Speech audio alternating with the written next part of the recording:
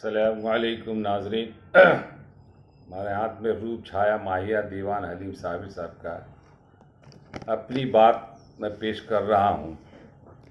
حلیم صابر کی لکھی ہوئی مغربی بنگال میں 1990 کے آس پاس ماہیہ کہنے والے شعراء چند ہی نظر آئے، لیکن اس کے بعد 10 برسوں بعد ماہیہ نگاری کو فروغ حاصل ہوا۔ ماہیہ تحریک کے بانی حیدر قریشی جرمنی سے جب کلکتہ آئے تو مسلم انسٹیٹیوٹ کی تقریب میں وہ شریک ہوئے۔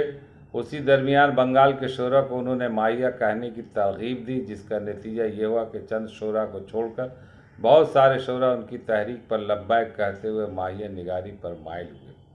میں نے مسلم انسٹیٹیوٹ کلکتہ میں ان سے ملاقات کے درمیان یہ بات محسوس کی اور خود بھی ڈھیر سارے ماہیے رقم کر ڈالے، لیکن اس کی اشاعت کا خیال نہیں آیا۔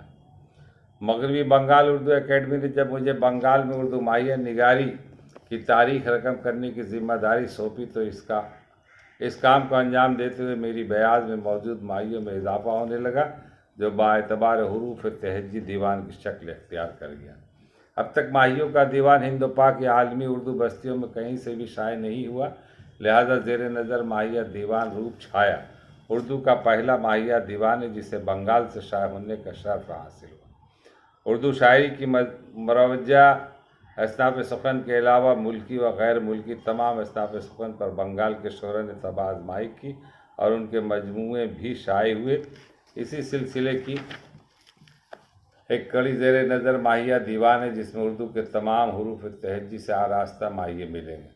موضوع کے اعتبار سے پنجابی صرف سخن ماہیہ کو پنجابی شعراء نے گیت کے طور پر برتا ہے، جبکہ اردو کے شعراء نے ماہیوں کو اتنی وسعت دی ہے کہ حمدیہ، نعتیہ، تصوف، عشق حقیقی، عشق مزاجی وغیرہ کے علاوہ زمانے میں وقوع پذیر واقعات و سانحات کو ماہیے کا موضوع بنا ڈالا، جس سے اردو ماہیے نے پنجابی ماہیے پر سبقت حاصل کر لی ہے۔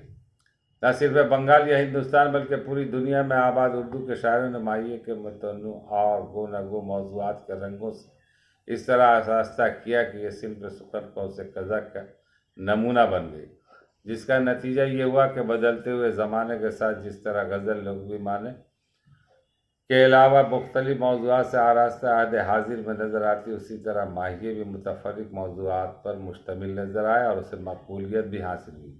میں نے بھی اس مفروضے پر عمل کرتے ہوئے زیر نظر دیوان میں ہر طرح کا موضوع پیش کر کے اسے وسعت دینے کی کوشش کی۔ اب اس میں مجھے کہاں تک کامیابی ملی، اس کا فیصلہ ناقدین ہی کر سکتے ہیں۔ آخر میں معروف شاعر ادیب جناب نذیر فتح پوری، مدیر سامعی اسباق پونا کا تہہ دل سے شکریہ ادا کرتا ہوں، جنہوں نے زیر نظر دیوان کے تعلق سے اپنی رائے کا اظہار کیا، اور مشتاق دروانگوی بھی میرے شکریہ کے مستحق ہیں، جنہوں نے کمپیوٹر کمپوزنگ کر کے اسے کتابی شکل دی۔